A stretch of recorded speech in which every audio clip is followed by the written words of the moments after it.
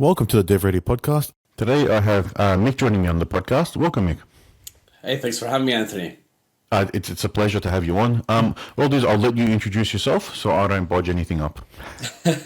Yeah, we just talked about the naming, and I said you're Greek and I'm Ukrainian, so we should be able to say it, but yeah, it's all the pronunciations are a bit different. But to make it easier, my name is Mykhaylo, but everybody calls me Mick.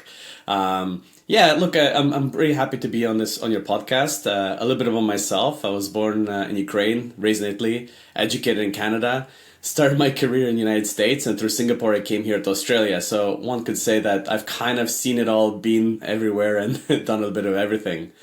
It's like you're trying to cross every country off the map almost. Yeah, now with a little toddler in the family, I think we're parked here for a little while.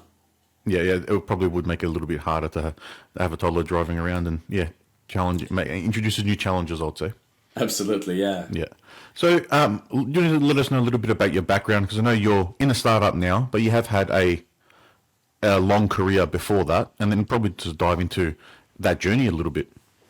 Yeah, look, I've been pretty fortunate. I'd say that with a lot of humility, in that I was given some really amazing opportunities. I used to work for a company called Nortel Networks. I started there as a bit of an intern. They gave me a full-time job, and it was really cool. I got to play with some really cool technologies. The company, as everybody probably knows today, is bankrupt and is sold to pieces, but I have nothing to do with it, I swear. But it was a really good kind of experience to understand, the art of development and, the art of, the selling and products, which Nortel, by the way, was really bad at. And, it was an interesting time because this was when I discovered the technology and pre-sales area, which to me was not something I knew about, right? I mean, when you go to kindergarten, they say, who do you want to be when you grow up? It's like a fireman, a doctor, a lawyer. Nobody says sales engineer. So by a bit of luck, I encountered this really cool career, and that's when I started with a company called AppDynamics, moved to New York, and really started understanding the art of pre-sales, which is a role in which you get to work with a lot of technology, but at the same time, you're part of the sales organization and you talk a lot to customers. So through that, I was able to progress through the ranks, went from sales engineering to sales engineering manager to director when I moved to Singapore, running all of Asia Pacific. And throughout every part of those experiences, I've learned something new. I made a lot of mistakes, and I banged my head against the wall trying to figure out what I'm doing. And look, 10 plus years later of running pre-sales engineering companies at AppDynamics, which then got acquired by Cisco, and then New Relic, I've learned a ton, and I really love that career path. But something was, ticking inside me and was telling me that after all this experience worldwide, and after building amazing teams, and after working with observability, which is the technology that's behind really AppDynamics and New Relic and many companies like them, I got to to play with so many different technology types, and I was like, I'm hungry to go and help customers and in some of those technologies. And I missed out on the .com bubble, I missed out on the crypto bubble, so I was like, I gotta jump in on the AI bubble. So I left my cushy director job, and I was like, I gotta give it a shot and see, at least, mark it off my list of things that I tried, and have no regrets when I'm 50. And my daughter asked me, tell me about your career. So you work for some large enterprises, some big names there. From there, I'm sure you've got plenty of learnings that you've taken and brought into your own startup. Would that be a lot of structure and process and procedure? Yeah, well, it's interesting. So when we started at AppDynamics, you have to realize that AppDynamics was kind of a startup of its own. I think I was employee 303, which is a lot, but in the New York office where I was, we're like 5. Right? Okay. And the reality is, at the time, we didn't really know what we're doing. We didn't have a sales process. It was kind of like, go talk to as many customers you can. Here's a sales deck. Just go and do it, It wasn't until some really strong leadership came along that came from the parametrics world, the BMC, really structured, well-defined sales process people, that we started doing things like MedPick, discovery calls, demos, all the really structured things. But I do remember walking into a large bank, and we just fumbled it. We just kind of played by ear, did funny analogies, and and they laughed us out of the room. They said, look, come back to us when you're all grown up. And that was a pretty good reminder that, process is not there for process sake. It's really a structure to give you repeatability, because what we're doing was not repeatable. So I've seen kind of the one side of it when you're just kind of like throwing punches to, the working for a post-IPO kind of company like a New Relic, where, having that process or structure really allows you to be consistent. And consistency is what wins deals, if I'm honest. Yeah, consistency is it's key in everything, really. Yeah. Having process and then making sure they're followed. That's probably the other thing. But actually, interesting that you said, I forgot to mention, but now that I'm in a startup, you kind of have to have the process in mind, or kind of like the end game that, hey, you are going to have a sales deck. You are going to do a lot of these structures, but you have to afford yourself some liberties, because in the startup world, the reality is there's a lot of undefined, right? There's a lot more discovery than there is selling. There's a lot more, hey, maybe we need to try to figure out something else, or maybe the persona is completely different. So I would say it's really helped me knowing what we need to expect when we're scaling, from Series A to Series B. I know what's coming, but initially be nimble enough and creative enough and make a few like different trial and errors. It's really paramount when you're starting something up, because you're bound to make mistakes even if you have the best structure. Yeah, mistakes are always there. As long as you can learn from them and take the right lessons from them, then that's key. But being able to pivot to things that are occurring is more important, I think, as a startup than having a rigid process that you don't deviate from. Yeah, but you will need that when you scale. Yes. But as you know, pre-seed and seed environment is a little bit chaotic, and it took me a little while to embrace it. But after Pivot 9, I think I've embraced it. I've embraced the chaos. 9 pivots. Is that in the current startup? Correct. Yeah. 9 pivots, 3 co-founders, 6 months. I feel like it felt like 2 years. You gotta be nimble. And I think we talked about this a bit earlier. One of the things that I've learned is like, I thought I was special. And man, look, I think to a certain extent, we all feel a bit special, right? It's kind of the human nature. And I didn't mean with a big ego. I was like, well, look, I've got all this really great experience in the corporate world. I have this massive go-to-market network with so many great people, customers, and all that. It's like building a startup must be really easy, right? And I got smashed in the face with humility, realizing that, hey, look, you're on your own. Your network is great. You're probably it's gonna help you make some initial meetings and all, but it's not a guarantee of success. And after you try, fail, you think, well, it's not gonna happen to me. And then when it does, there is a moment in time when you're kind of picking yourself up, going like, okay, how far do I push it? Yeah. How much do you commit? Yeah. So earlier you mentioned that you sort of missed the .com and then the crypto. You were working in the corporate environment at that time, but were you thinking or toying with the idea of having startups as that was happening? Or is it something after the fact you're like, all right, there was this big bubble, I should have done something then?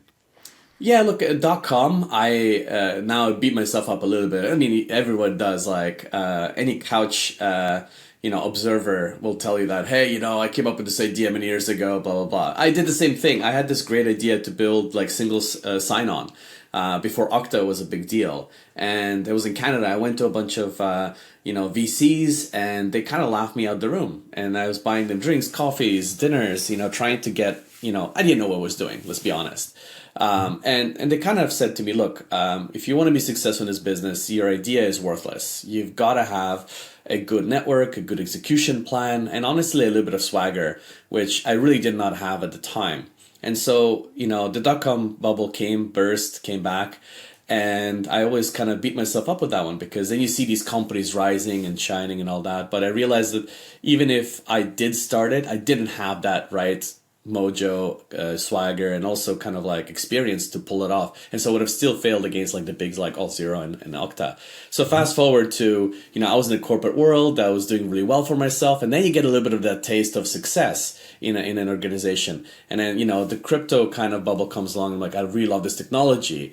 I didn't really invest, and I actually lost money on that. So don't think that I was like, oh, this is going to be really great. Like I said, I missed both bubbles, right? Yep. But I thought, oh, so many cool technologies that could be built there. But at this point in time, I already have a pretty good career in leadership, and I was feeling cushy in my role. I was getting a lot of really cool opportunities to travel, to do cool things. So I was like, if this kind of goes sideways, maybe I'll do it. But in the back of my head, there's always this, something that's kind of like itching me, going like, I see all these great companies being built by people who have even more humbling beginnings than me. Some I know I've seen some amazing people coming from India to America, trying to get a green card, building amazing businesses. And, I kind of thought to myself, like, I could do it too. I should at least give it a try, or at least, try it before I stopped really wanting to, hustle as much as I do now. Yep.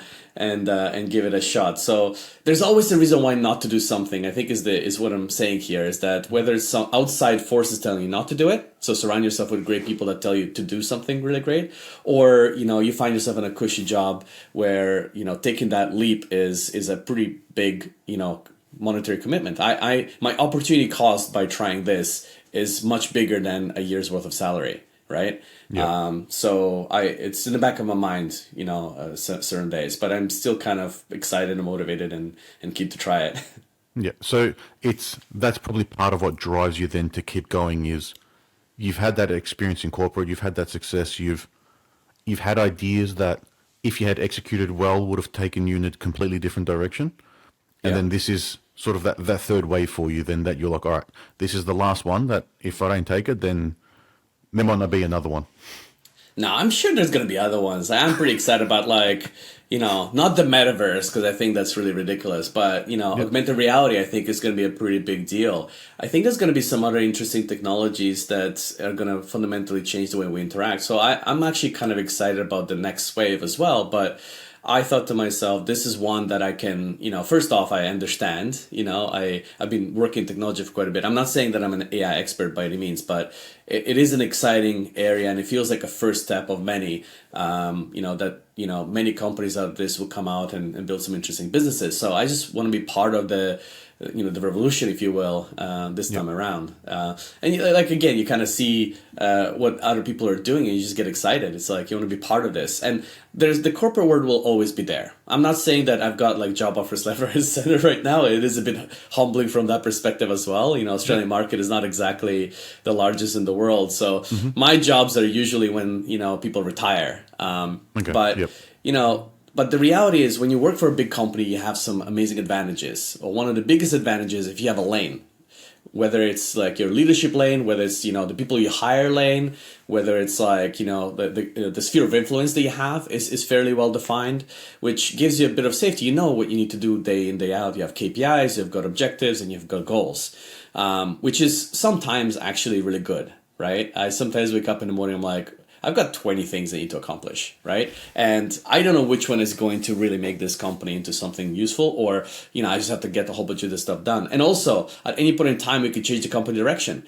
And that is a little bit scary. I sometimes wake up, go like, I now respect and understand what the corporate world. It was really nice not to have to worry about all these other big decisions that will make either make the company successful or most likely fail it, right? But the job is going to be still there. I gotta, believe that, my skill and my experience is not gonna just die over a year of trying something different. But I do wake up every morning and I'm doing something completely different.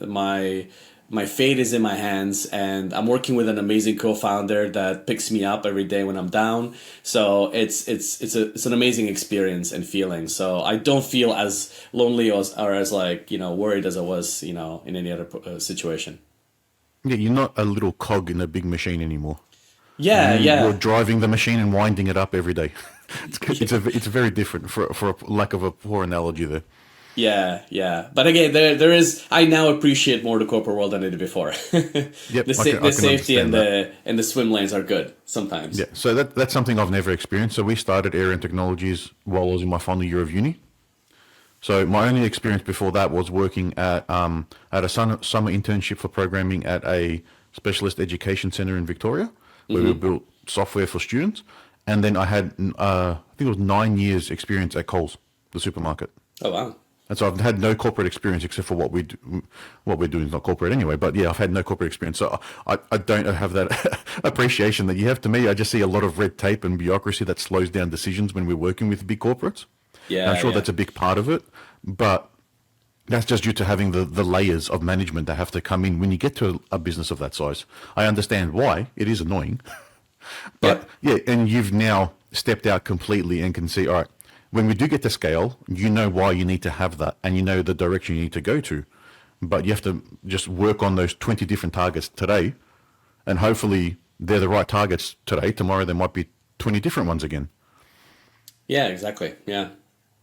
So you mentioned it's been 6 months since you started and you've had 3 co-founders. Yep. So there's got to be a story there. Well, certainly me, not them, right? Look, I'll tell you this. I think when I talk to other founders and when I talk to or read anything, I've got a really cool book called Built With. I think where is it? Built With or something. It's really, really eye-opening how Airbnb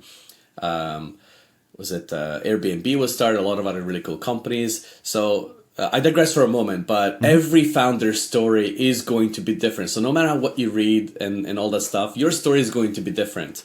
But one of the things that everybody will tell you is that the co-founder matching is probably the most important thing, which is why programs like Antler really focuses on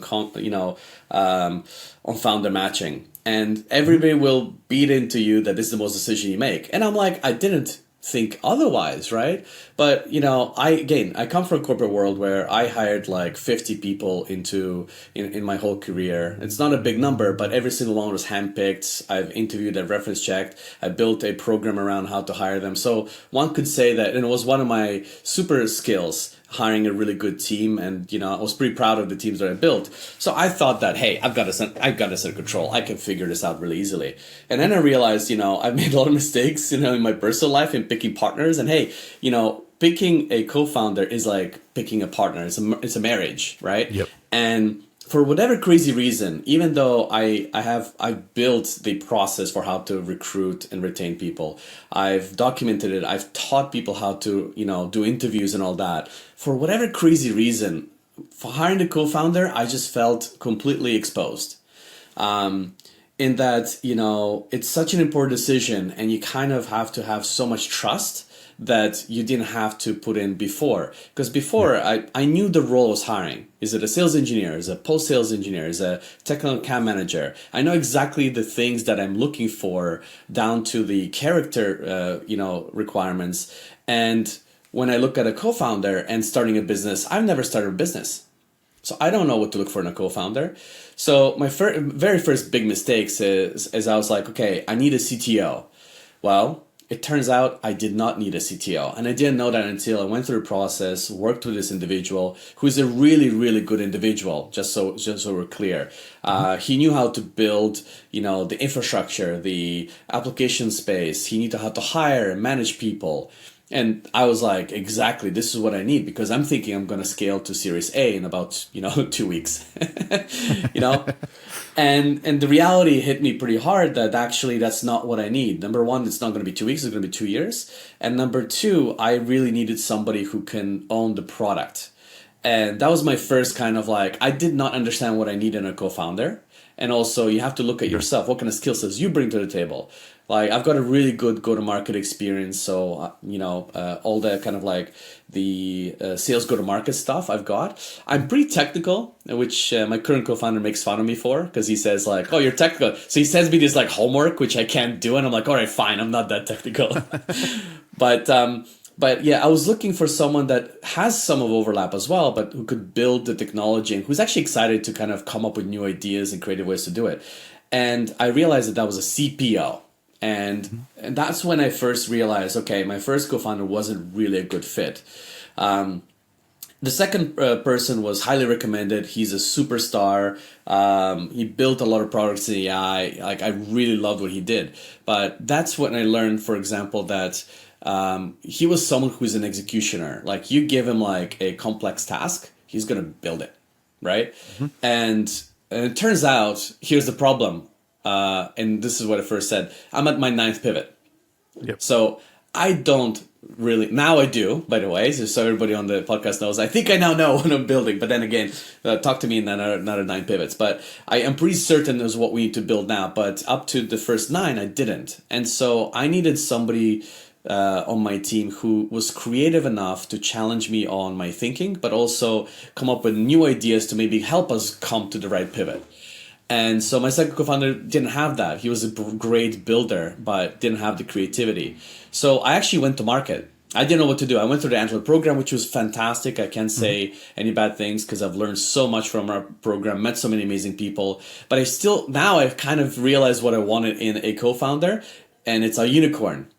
And where am I going to find this unicorn in my small little network? So I posted a LinkedIn job ad calling for CPO co-founder 50-50 split.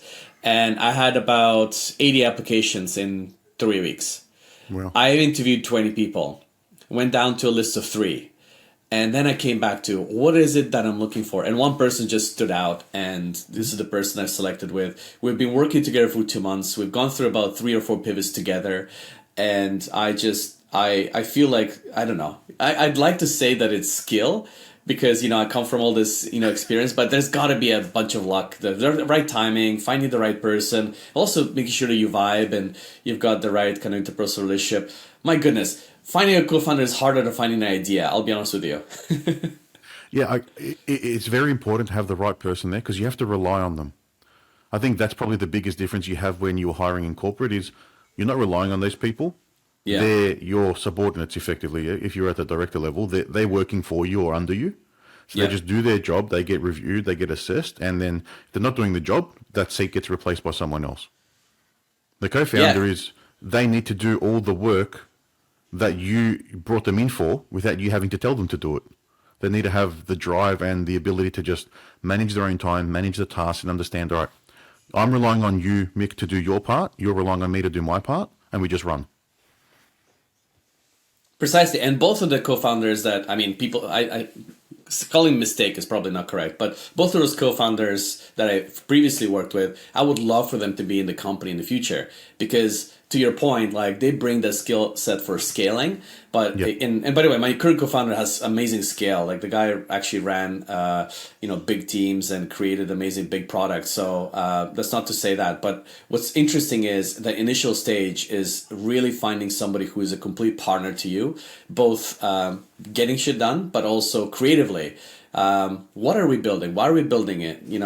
Is this the right wedge? Is this the right market? Can we go and together co-sell it, right? The very first hurdle you're going to find, right, is talking to VCs. And I'm going to go and figure out, are you the right fit for what you're trying to accomplish? And it's, once you find that, once you see it, once you envision it, then all of a sudden the doors get wide open. And that's really, really amazing feeling. Yeah, I think, from it sounds like the people you had they're not for the startup in the early stage. Once you get to that next level, they'll be perfect. Exactly. Once you know and you have a solid plan, then the guy that builds and follows the plan will be able to build it properly. Correct. The guy that can set up your infrastructure in the first place can help you scale for that next infrastructure. Then you've got your CPO now to help you drive the top level of the product. But you need the person that can wear all 3 of those hats at the same time now. Yeah. Yeah. So I was very lucky. I found that. It is. That's a very important lesson, I think, for any startups or founders out there is if you are looking for a co-founder and you're non-technical, you need that technical one that can wear all the hats, not someone who's just a really good developer. Yeah. Because a lot of the times, if you're looking for that really good developer, they're a good developer. They're not an architect. They're not a planner. They're not a product owner, product designer, no UI, UX. They're a good developer. That's a very specific skill set. It's like trying to build a house and you've only got a tiler. Yeah. He may know a little bit about the rest of the house, but he's good at his job. It's not going to give you everything. So it's really key. The biggest thing I found is you need to have someone that's like the opposite to you. So you can complement each other well. Because if I had another co-founder who was like me, I can imagine nothing would get done. Or half of the things wouldn't get done at all. And the other half is where you'd focus all your time, which is the things you like to do. Yeah, but also interesting enough, there's a bit of an overlap that needs to happen as well. So, for example, I know with the co-founder who is like amazing, I can't say enough good things. What I really like about him is if I go and, for example, take a week off because I want to spend time with the family, and we've got an investor meeting or we've got a customer meeting, I know he can do the job. Yeah. And that seems like, well, that seems like a complete overlap, but that's not necessarily true. He can do the job, but he likes the, other side. the other side, the build the technology, the driving the ideas, the kind of making things happen. And at the same time, while I couldn't really develop or do what he does, if there is a technical conversation to be had to a certain level, I know he knows that he could take the week off and I could come in and have at least a high level conversation. So that gives us almost like a superpower as well. It means that we can separate our tasks quite effectively, but at the same time, we also have overlap. And we agree, for example, on some strategic decisions that we make because we both believe in, for example, really good analytics for business. We both believe that we need to sell to the business owners, and these are very important fundamental things in culture that if you've got alignment or overlap, then you're really kind of multiplying the effect of that. But at the same time, he does not want to do any of the VC outreach, sales, all that stuff, being shut down by customers and all that. He wants to build a great product. And I'm excited every time he comes up to me and is like, oh, I've built this really great thing. And it's completely different than what we both imagined, but it's better, and that just gives me an amazing energy as well. And I think, that's the split we have with my business partner, Andrew. So I'm very technical. He's more client-focused, sales, and that side. So very early on, maybe a year in, we decided, all right, we're doing tasks, or the tasks are getting missed because we don't know who's meant to do them, or we're doing the same task when we shouldn't be. So we just made that split and all right, I'm a stronger programmer and I enjoy it, so I'll focus on that side and build the technical side. But I can jump in a call, I can host a podcast, I can jump on sales calls, I can write all the marketing content. He doesn't like writing the content. So you see my face everywhere. If there's a video or content, it's most 99% has been written by me. I think that's the secret, right? It's not that they can't do it, and they can actually do it really well, but it may not be something that they are passionate about doing, right? Yeah. So I think it's also knowing where to put your time. Your time. You only have so many hours in the day where I can write an article. For example, with article, I can write an article in one draft in an hour, and I'll be good to go with some minor edits. Yeah. He'll overthink the content, and it might take him 2 to 3 hours. That's not the best use of his time, even though he can do it. Yeah. So what's next? I'll tell you a bit of a story. It's actually a pretty good one. So a little bit of a genesis story for your listeners. You have to understand, this is our 9th pivot, right? And we've gone through a lot of really great ideas. And we've tested the market. We've talked to people, customers, and the customers too, there's some of them are really nice. They said, look, if you build it, it'll be really great. And then you know how it always goes, and they fall off the map. Mm-hmm. The first thing you need to do is find a wedge.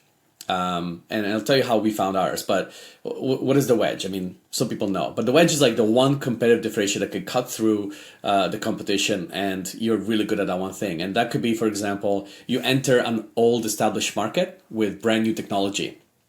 And right now, for example, legal, is being completely thrown apart by AI and being able to read documents within seconds and summarization, right? So that's an old business paired with new technology. It's explosive what it can be done, right? So that's one way of doing it. The next one is finding leveraging an existing market and find something that's completely different, either an approach or a target customer or persona and so on and so forth. And admittedly, a lot of my pivots were focused in that area because I have this massive, pedigree and observability. So I was looking at what are the observability companies not doing, right? But has big enough moat that we can build it and interest in all the stuff. And the third one is, hey, there's this new bubble, this new market, and pretty much everyone can build something in that space because this completely redefined the way that we work, the way that we interact, and the new technology is completely different. And in all three of these kind of areas, you have different complexities, right? Established market is relationship driven and they don't want to move or change. In the middle, well, you have a lot of competition. If I go into the observability market today, there's just so many competitors, and it's like whoever's got the cheapest product really nowadays, let's be honest.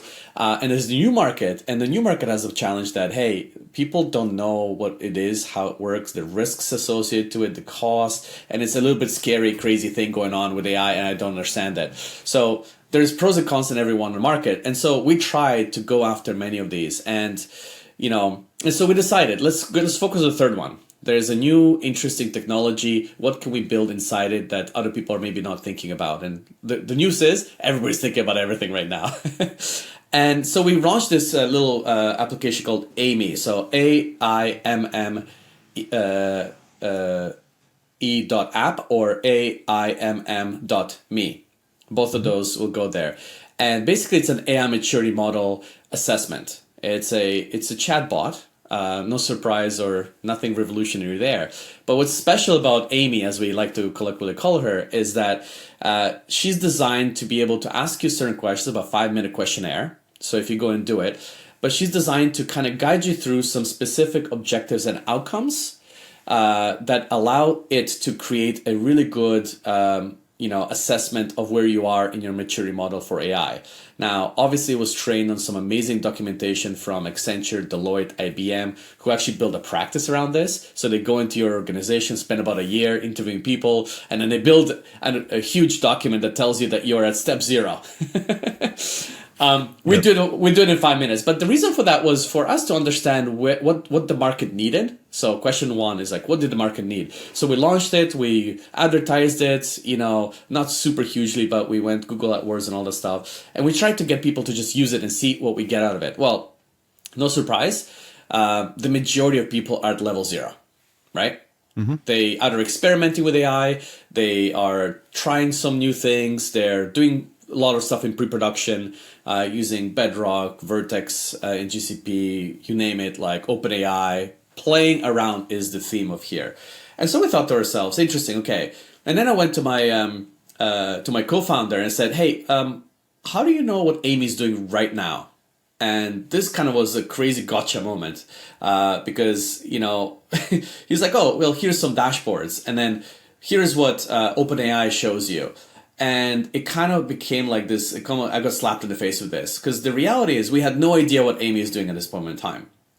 And when we unpack every single thread through OpenAI or every single thread through, some Datadog or New Relic from operations side of things, we realized it was borderline impossible to figure out what it was doing. Unless you read every single interaction and then you kind of build something. Now, a lot of people would say, oh, why don't you add an AI to do the AI thing? So yeah, you could do that. But the reality is I couldn't answer the fundamental question. What is AIMME doing right now? And how much is it costing me? And is it doing the right things? Because we made it somewhat specific, but then we're like, okay, we need to answer this question, because this is the question that most businesses today want answered. And we're talking about the non-technical business people who want to do AI, but are too afraid because of security, risk, compliance, and also just lack of understanding. Okay, I'm going to launch this chatbot, or I'm going to use this new technology in my day-to-day, but what is it doing? Why is it doing that? What's the cost? And the majority of people nowadays will answer this question by going to the developer team, right? Or the test team, and they're going to tell you, well, it's going to cost you 1,200 tokens. Okay, what does that mean? And for what path, what interaction? So there was this big gotcha moment that we realized that we needed to figure out what AIMME was doing. And so we started building effectively a flow map of what AIMME's brain is operating like, right? So kind of what steps are being taken, what's going on. And very quickly we realized that 10%, and we got about 100 interactions. We didn't really launch it big, but within the first 2 weeks we had 100 interactions. 10% of those interactions were people trying to prompt inject, prompt hack it. Okay. About 40% were people who were somewhat lost as to what it did, which is a really good indication that we probably need to change the way that we market AIMME and explain what AIMME does, right? There's I think about another 30% of people who just kind of went through a process but fell off. And 10%, i.e. 10 customers, went through the entire process and said, hey, I would like to talk to you. So if you think about AIMME, it started out as a bit of an experiment to kind of figure out what's out there in the market, what other people are doing. It morphed into becoming our pipeline generation component. And then it morphed into being the test bed for the technology we're currently building. So think of it like a flow guard or a observability for Gen AI, being able to not just tell you which prompts are what are they doing, but in real time show you visually the paths being taken by every single conversations. And if there's deviations from any paths, we can actually show you visually what that is. And in the future iterations would actually help you figure out how to shut them down. Well, imagine like AIMME is running right now and I get a pop-up saying that this one user is really trying to prompt hack it. Let's just shut that interaction down right away. But the real benefit to the business is that all of a sudden I can go to non-technical business owners and say, what is the reason why you're not going to production with your Gen AI investments? And typically is, I don't understand it. It's too risky. I don't know how much it costs. Those are the three questions we want to answer in a way that makes sense to non-technical people. Because ultimately, every single solution that we've seen in the market today is really focused for developers by developers. And we want to change that mentality. Yeah, and the developers are the ones playing with the new technology at the cutting, bleeding edge. Correct. But having that observability into the chatbots, I think, is critical. And that's, like you said, that's the main reason things aren't being launched. And that's the main use case that people are looking at Gen AI for at the moment. It's, oh, I need to have AI because that's the new thing. How quickly can I get AI in my business? Well, let's just slap a chatbot in. But there's been so many cautionary tales online about businesses that have put things out there and then had to turn them off straight away. Precisely, yeah. Because it's a chatbot. That opens up the doors now. And I talked to another customer, so it's not limited to chatbot, right? So Gen AI has so many other cool new use cases. For example, we talk about the legal kind of aspect of it. Well, you can use it to parse documents, make recommendations, and so on and so forth. Now, today, a lot of the conversations are around some really, really complex KPIs of how your Gen AI is working.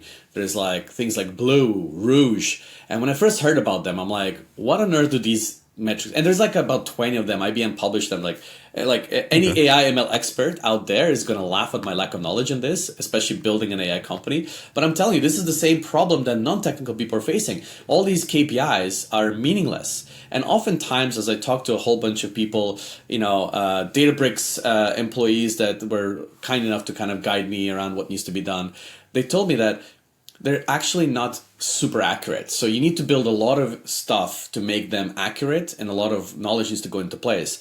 But then when you go to a business owner, you say, hey, I've got a 10% deviation in my Rouge metric. What does that actually mean? Right? What does that mean? So my thought is like, how can we bring some easily understandable metrics, for example, cognitive load, as an example, that people can understand what it means very simply, and it helps you trust that whatever you're building is good. So in the legal example, right? If, for example, you read all these documents and the output is yet another document, your cognitive load is really high. So number one, you spend a lot of money parsing the document, analyzing all the information, and then your output has high cognitive load, which means that you spend a lot of money to basically be in the right same spot. Now, when you test these things, it's easy to kind of go and test, validate, fix, and all that stuff. But then you go into production, and all of a sudden, a very different type of document you didn't test for goes into it, and all of a sudden, cognitive load goes really high. And all of a sudden, the lawyer's sitting there, because they're not a technical person, they're like, well, I guess this was supposed to be done.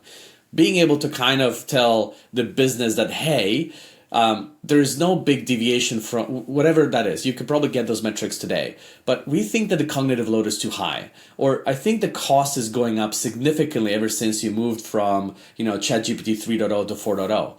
Now, these seem obvious things to somebody who is really in the market, but is this obvious enough to the business owner who is like investing in getting this technology into their business, who is still kind of concerned about what exactly it's doing? Right? This is the fundamental shift in mentality and thought that we're trying to bring to market.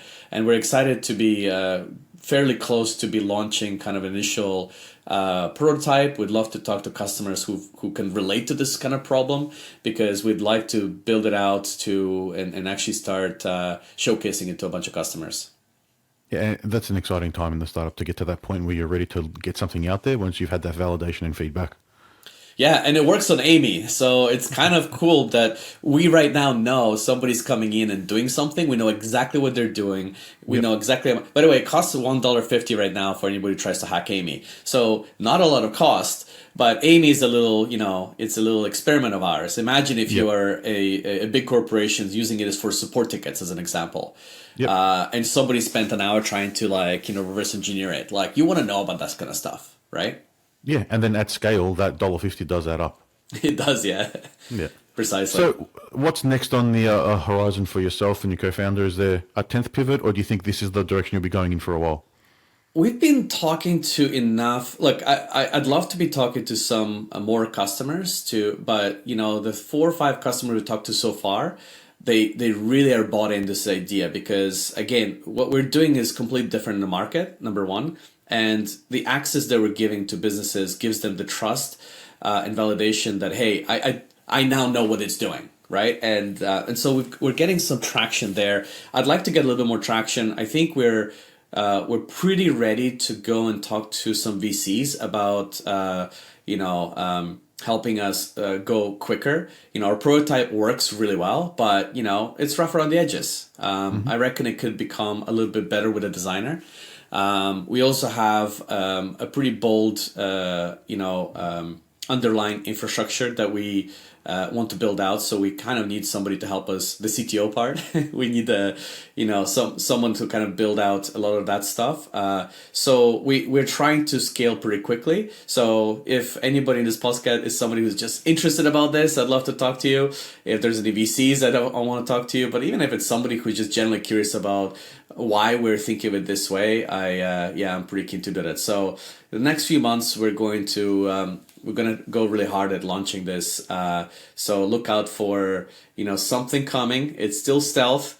It's either going to be called Flow Guard, or there's a couple of other things we're kind of thinking about to give it that really easy to understand what we're trying to do. But look out for us. We're coming. Oh, it's good. It's exciting times ahead, and hopefully someone can reach out. So if someone does want to reach out, what's the best way for them to do that? Right now, just go to AIMME.app. On the very bottom link, you'll have both of our names. And if you want to try out our AIMME little app, go for it. You'll find she's got character. Well, yeah, I've gone through it. It literally takes 5 minutes to go through and answer the questions, and you get a good idea of, all right, we're not a zero, which is good. Yeah, you guys We've got some structures in place. We're at a different spot, being very technical and driving AI in our products and for clients. So, but it would be a good tool for, say, the non-technical, just understand, we are dabbling in this a little bit, or we've got team members that are doing stuff, but where do we really stand? Correct. Yeah. It's super easy to do, and it gives you a flavor of, hey, I'd love to know what it's doing in the background. Yep. Well, thanks, Mick. It's been a pleasure to chat to you, and thank you once again. Thanks for having me, Anthony. Really, really a pleasure. Not a problem.